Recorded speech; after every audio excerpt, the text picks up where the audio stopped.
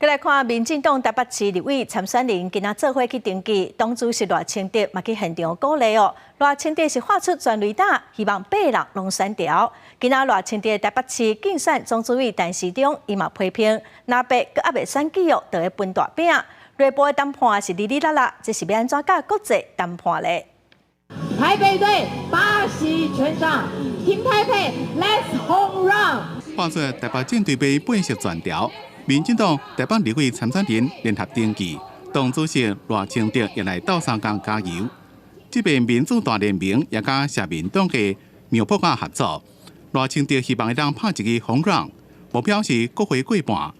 伊表示真有信心，伊甲建了小美琴也完成登记。台湾在这个当下是经不起纷乱，更经不起试验，必须要有经验，而且充满历练的经验的这个候选人，才有办法成功的带领台湾继续稳健的前进。赖清德台北市竞选总部的主委陈时中也表示，赖相配是上好的组合，明年台湾人民就会选出自由民主，也是专制极权。伊也批评，若白到即马抑阁伫咧分利益，内部的谈判也瞧袂好势。